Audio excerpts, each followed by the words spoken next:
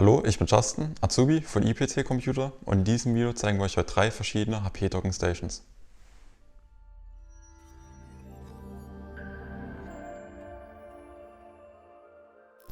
In diesem Video geht es um folgende Docking Stations.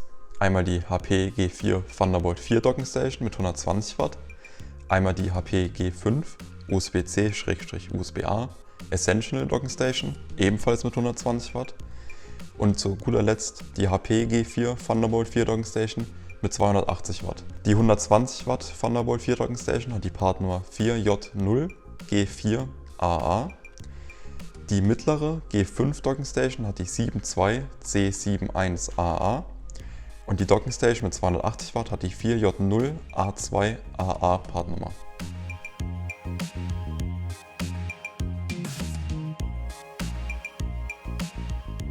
Kommen wir jetzt zum Lieferumfang. Im Lieferumfang sind bei allen 3 Docking Stations einmal eine Betriebsanleitung enthalten, sowie auch das passende Stromkabel für die Netzteile. Der Unterschied beim Lieferumfang sind jeweils die Netzteile.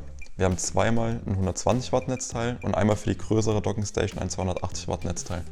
Die G4 Docking Stations unterscheiden sich zu der G5 Docking Station in der Hinsicht, dass die G5 flach ist, dafür aber breiter. Wir selber finden aber, dass die Lösung mit dem Stecker besser gelöst ist bei der Generation 5.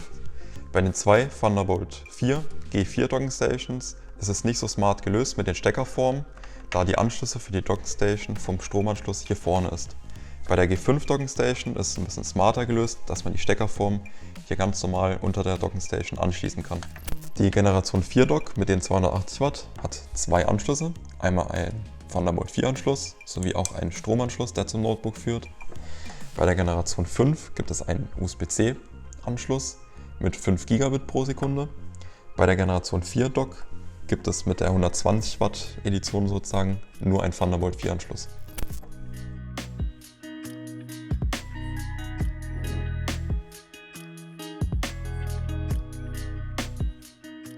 Wir erklären euch jetzt noch kurz die Anschlüsse. Bei der G4 mit 280 Watt haben wir zweimal USB-A 3.2 Gen 1, einen LAN-Anschluss, 2 DisplayPort-Ports, einen Stromanschluss, ein USB-C-Buchse mit DisplayPort-Funktion, ein HDMI 2.0 Stecker. Hier haben wir nochmal einen USB-C-Port. Gehen wir eine Seite weiter, haben wir einen Kensington-Lock mit einem Anschluss USB-A 3.2 Gen 1. Auf der Rückseite haben wir nochmal USB-C. Drehen wir die Docking Station nochmal komplett, haben wir einen USB-A 3.2 Gen 1 Anschluss noch. Die Anschlüsse bei der G4 mit 120 Watt sind genau identisch wie zu der Docking Station, wo ich gerade schon erklärt habe. Bei der G5 Essential Docking Station haben wir einmal einen Kensington Lock, 2 DisplayPort Ports, 2 USB-A 3.2 Gen 1 Ports, einen HDMI-Anschluss und einen LAN-Anschluss. Drehen wir die Docking Station ganz einfach weiter, haben wir 2 USB-A 3.2 Gen 1 Ports, einen Kopfhöreranschluss. Auf der nächsten Seite haben wir einen USB-C-Anschluss. Drehen wir diese Docking Station ganz einfach um, haben wir unten noch den Stromanschluss.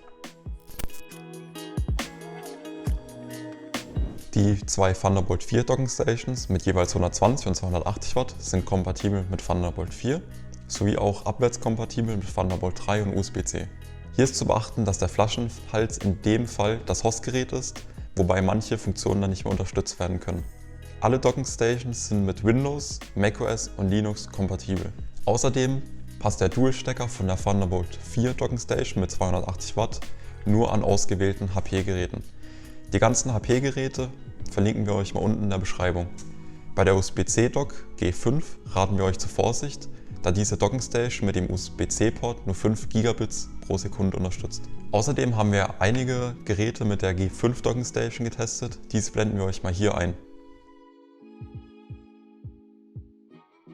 Auf der HP-Seite gibt es lange Kompatibilitätslisten zu den Docking Stations, die verlinken wir euch ebenfalls unten in der Beschreibung. Alle 3 Docking Stations, welche wir euch in diesem Video vorgestellt haben, können von dem Hostgerät an- und ausgeschaltet werden über den Einschaltknopf an der Docking Station. Ebenfalls unterstützen alle 3 Docking Stations das elektronische Asset Management.